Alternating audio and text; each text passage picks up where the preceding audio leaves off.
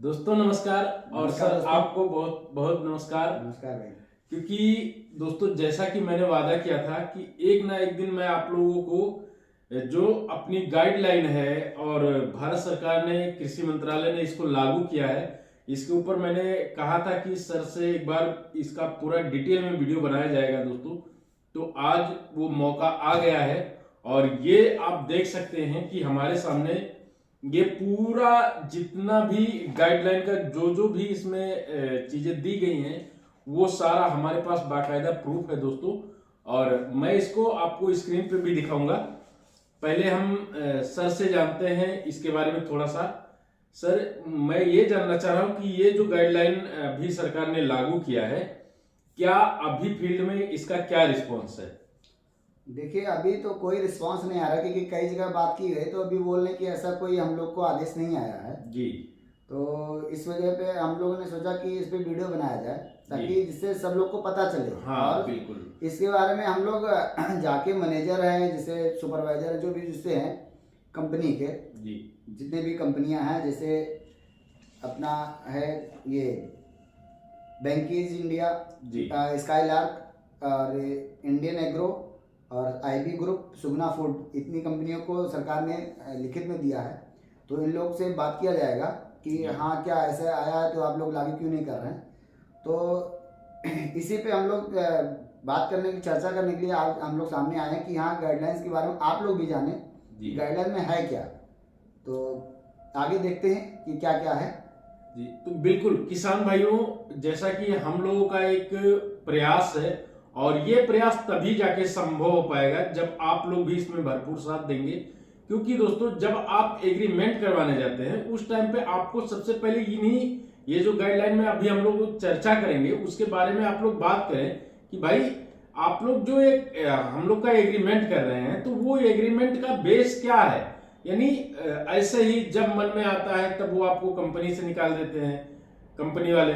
और उसके बाद में बहुत ऐसी चीजें हैं दोस्तों जो कि आपको नहीं पता है। वो सारी चीजें वन बाय वन करके हम लोग आज बात करने वाले हैं।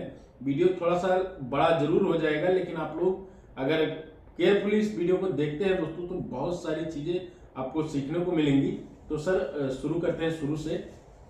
तो दोस्तों आज जो गाइडलाइंस आई है ये आई है 21/12/2022 को।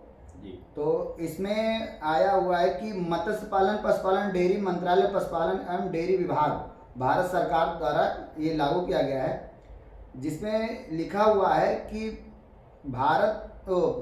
ब्रायलर उत्पादन के लिए कमर्शियल कॉन्ट्रैक्ट एग्रीमेंट गाइडलाइंस के संबंध में एक पत्र जारी किया गया है, जिसमें लिखा हुआ है अधोहस्ताक्षरित को ब्रायलर उत्पादन के लिए मसौदा कमर्शियल कॉन्ट्रैक्ट एग्रीमेंट गाइडलाइंस को परिचालित करने की वाले समसख्य द्वारा 19 सितंबर 2022 के कार्यालय ज्ञापन का संदर्भ लेने का निर्देश दिया गया है, जिसमें इसे अंतिम रूप देने के पहले टिप्पणियां एवं सुझाव आमंत्रित किए गए हैं। विभाग को अलग अलग किसानों और पोल्ट्री इंटीग्रेटरों की कंपनी की सुझाव आपत्ति प्राप्त हुई थी।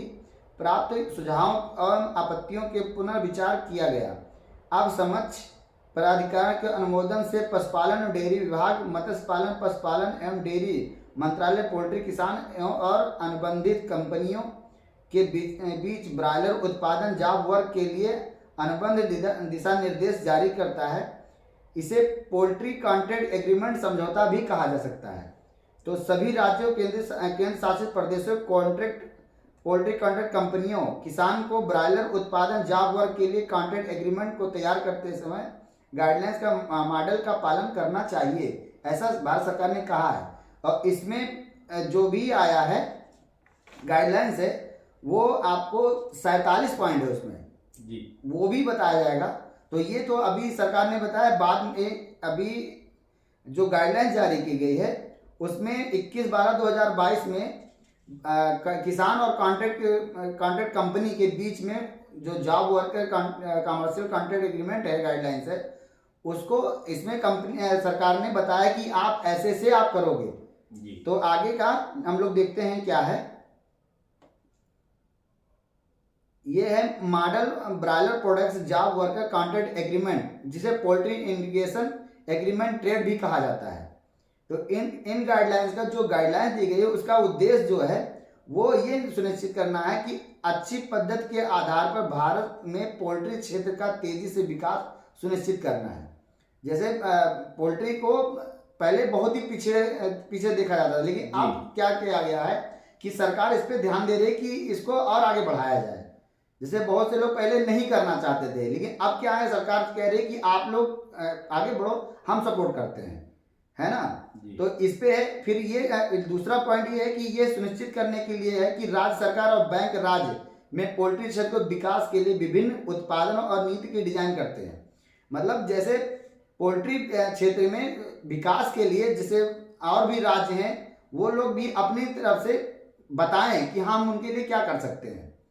ये भी सरकार ने कहा है छोटे किसानों और बड़ी कंपनियों के बीच बराबर का मैदान में बराबरी का हिस्सा होना चाहिए। जैसे पहले क्या है कि छोटे किसानों को ये लोग क्या सोचते थे कि ये नीचे वर्ग के हैं तो इनको कुछ नहीं समझते। अब क्या है, सरकार कह रही है कि जो छोटे किसान हैं और जो बड़ी कंपनियां हैं उनको बराबरी का समझौता करना है कि मैदान में बराबर से उतरे, ऐसा कहा गया है। जैसे कि अभी किसान भाइयों आपको पता होगा कि अगर आप लोग जब एग्रीमेंट करवाने जाते हैं तो वहां पे जो मैनेजर होते हैं या सुपरवाइजर होते हैं उनका पहला क्वेश्चन ये होता है कि आपका जो फार्म है ये कितना बड़ा है, यानी कितने स्क्वायर फीट का है। तो उसमें आप लोग क्या बोलते थे कि भाई हमारा 2000 का है, 3000 का है, तब तो चलो ठीक है। अगर कोई किसान उसमें जाके कहीं कहता था 1200 का है तो फिर उसको तुरंत रिजेक्ट कर दिया। मतलब उसका कोई वैल्यू नहीं समझते, मतलब सोचते कि छोटा किसान हटाओ उसको जी। ऐसा अब नहीं है, अब सरकार कह रही है कि सब बराबर है। ठीक है, तो ऐसा है। फिर दूसरा और भी है आगे कि प्रदान किए गए अधिनियम के प्रावधानों के अनुसार निष्पक्ष व्यापार अभ्यास सुनिश्चित करना। जैसे कि जितना जो भी सरकार के द्वारा दिया गया है और जो भी फार्मर और इंटीग्रेशन कंपनी दोनों के पक्ष में अधिनियम को जो प्रावधान है उसका निष्पक्ष मतलब साफ सुथरा व्यापार हो सके, इस वजह से ये जो एग्रीमेंट किया गया है उसको सामने लाने के लिए वो इसको सुनिश्चित किए हैं कि इस मतलब साफ सुथरा व्यापार हो पाए। मतलब मेन मतलब ये है। फिर जो अज्ञानी और अनपढ़ किसान हैं उनके हितों में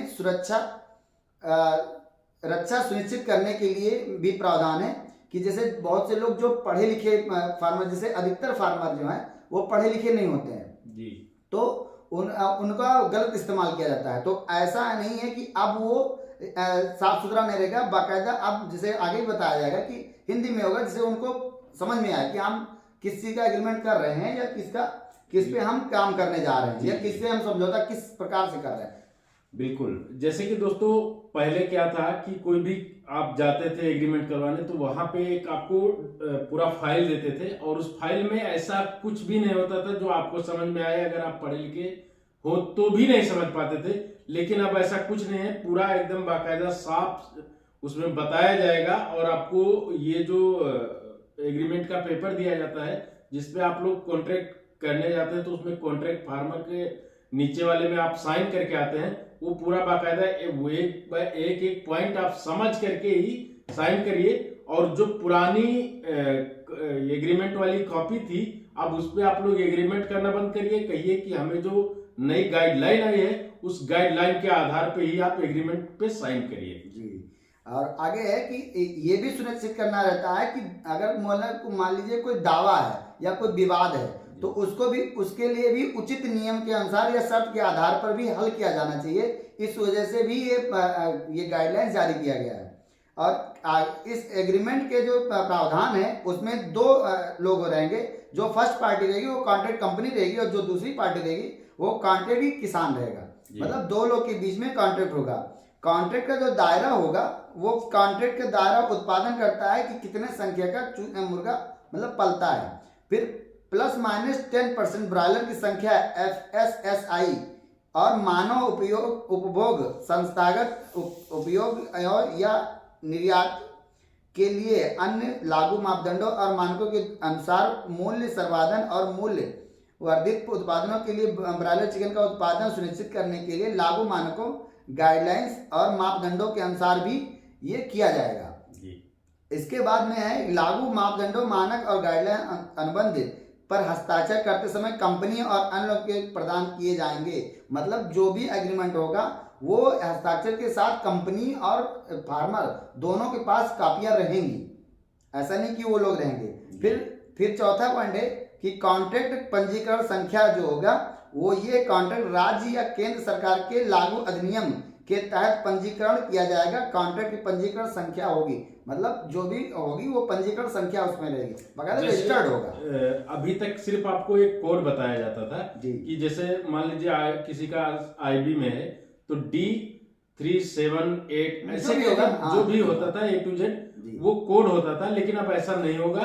बाकायदा आपके पास भी एक प्रूफ होना चाहिए और एक कंपनी के पास। जैसे दोस्तों होता क्या है, मैं बताता हूं कि जब कोई भी बाहर का बंदा आता है या आप अगर बैंक में जाते हैं लोन के लिए अप्लाई करने के लिए, तो वहां पे मैनेजर सर आपसे पूछते हैं कि भाई आपके पास क्या सबूत है, आप दिखाइए। तो बंदे के पास कुछ नहीं होता था, वो कुछ नहीं दिखा पाता था। लेकिन अब ऐसा नहीं होगा, आपके पास बाकायदा आप जिस कंपनी से एग्रीमेंट करवाए हैं उसका एक आपके पास प्रूफ होगा। उस प्रूफ को आप कहीं भी दिखा सकते हैं, वो पूरी तरीके से वैलिड होगा दोस्तों, कोई दिक्कत नहीं है। अगला है कि कॉन्ट्रैक्ट का जो उद्देश्य है वो उत्पादन करता है कि ब्रॉयलर जो मुर्गे होते हैं उनकी संख्या जो है वो ±10% जो बताए गए उद्देश्य एग्रीमेंट के दायरे के अनुसार रहेंगे। और उसके बाद में है फार्म का स्थान जो होगा प्रस्तावित फार्म जीपीएस निर्देशित सहित पीएल पूरा डाक पता द्वारा प्रदान किया जाएगा। और रोग प्रयोग के मामले में या निरीक्षण के लिए बीमा दावों के लिए खेतों के स्थानों को ट्रैक करना आसान होगा। जिसे क्या है जीपीएस के द्वारा उसको देखा भी जाएगा कि हाँ क्या वो सही है फार्म या नहीं है। मतलब इस पे जो कंपनियां हैं वो फार्म को देखेंगी बाकायदा कि हाँ ये सही है या गलत है, कि पता चले कि कोई दूसरे फार्म दिखा के वो एग्रीमेंट तो नहीं करा लेता, वो भी वो जाएंगे खुद देखेंगे। और उसके बाद में अनुबंध के लिए आवश्यक जो प्रलेख है वो उसका बाद में चरण में विवादों के बचने के लिए स्वामित्व दस्तावेज प्रदान करना उचित है। मतलब जो जमीन का मालिक है वो उसका जो पेपर है वो जरूर होना चाहिए एग्रीमेंट के लिए, तभी वो एग्रीमेंट होगा। फार्म का निरीक्षण करना, जो कंपनी ये सुनिश्चित करने के लिए साइट पर भौतिक सत्यापन करेगी कि अनुबंध खेती के लिए पेश किए गए खेत सुरक्षित है या स्वस्थ चिकन के लिए उत्पादन करने के लिए उपयुक्त है या नहीं है। निरीक्षण रिपोर्ट के साथ साइट का निरीक्षण करने वाले व्यक्ति की तारीख व नाम प्रस्तावित अनुबंध का हिस्सा होना चाहिए। मतलब जो जाएंगे एग्रीमेंट करने के लिए आपके फार्म का निरीक्षण करेंगे उनका नाम और तारीख बाकायदा वो लिखित में रहेगा। ये नहीं कि वो ऐसे बोल दिए कि हाँ भैया हम आपका फार्म देख लिया और हो गया, ऐसा नहीं होगा। क्योंकि कभी मान लीजिए वाद विवाद होता तो उनका भी रिपोर्ट लगेगा, नाम आएगा। ठीक है। उसके बाद में अनुबंध में प्रथम पक्ष की भूमिका का अर्थ जो है प्रदान किए गए सभी इनपुट लागू मापदंडों मानकों और विनियमों के अनुसार होंगे ताकि आगे की प्रक्रिया और विपणन के लिए सुरक्षित और स्वस्थ ब्रायलर सुनिश्चित किए जा सके। कंपनी के निम्नलिखित इनपुट की प्रदान करेगी, जैसे कंपनी जो प्रदान करेगी वह स्वस्थ और रोग मुक्त चूजा, सबसे बड़ी बात जो मेन चीज है वह स्वस्थ और रोग मुक्त चूजा होना चाहिए।